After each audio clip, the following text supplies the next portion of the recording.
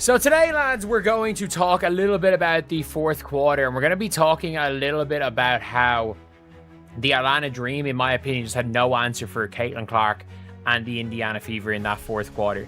And realistically, for quite a bit of the second half, they had no answer for an aggressive Caitlyn Clark. In what was supposed to be a competitive showdown between two surging WNBA teams, Caitlyn Clark and the Indiana Fever turned the second half into a one-sided lesson in basketball IQ, pace control, and elite-level floor leadership. The final score, a dominant 99-82 victory over the Atlanta Dream, barely scratched the surface of what truly happened. Caitlyn Clark took over the game, and the Dream simply had no answer.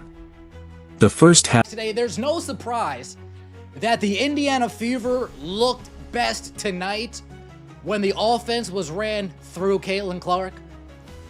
There's no surprise that the offense looked best tonight when we pushed the ball off of a make, pushed the ball off of a miss.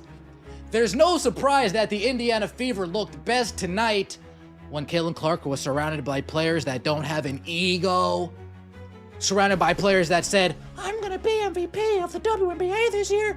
You see how easy it is when you just let Caitlyn play ball and others follow suit? Half was evenly matched.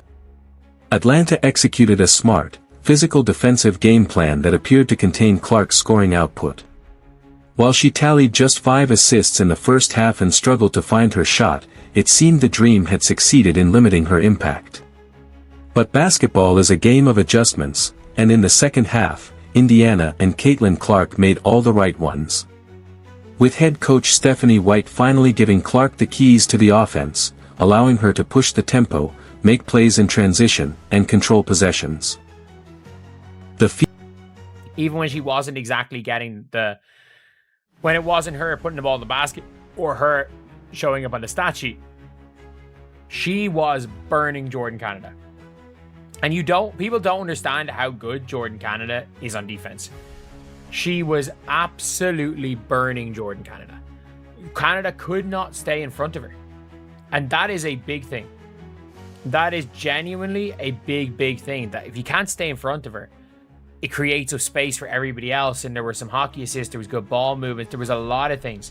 There was a lot of real positives when it came to Caitlyn Clark today. Fever exploded offensively. The shift was palpable. Clark ran the show like a seasoned veteran, finishing with 12 points and 9 assists, orchestrating pick and rolls with Aaliyah Boston, finding shooters like Sophie Cunningham, and shredding the Dream defense with pace and vision. Even elite defenders like Jordan Canada couldn't keep up. Clark repeatedly beat Canada off the dribble, created space with her handles, and either scored or set up scoring opportunities. The Dream, who had tried everything from full-court pressure to physical double teams, were left chasing shadows. This wasn't just a win, it was a statement. It was a reminder to the entire WNBA that Caitlyn Clark is not the 9th best point guard in this league, no matter what anonymous coaches may claim. You don't overhaul your entire defense for the 9th best anything. You don't stay up all night watching film to stop the 9th best player. Her performance extended far beyond the stat sheet. She controlled the emotional flow of the game, halting any momentum Atlanta tried to build. She read the defense like a book, made the right decisions, and elevated her teammates. Her presence opened up the floor, turning the Fever into a dynamic, cohesive unit. And the irony? Clark is still not at 100%, still working her way back from injuries. Yet, she's already redefining how professional offenses are run, much like she did in college. She doesn't just play in the WNBA, she's changing the WNBA. The Atlanta Dream coach walked into that matchup with a plan. By the final buzzer, he walked away speechless. He won't be the last.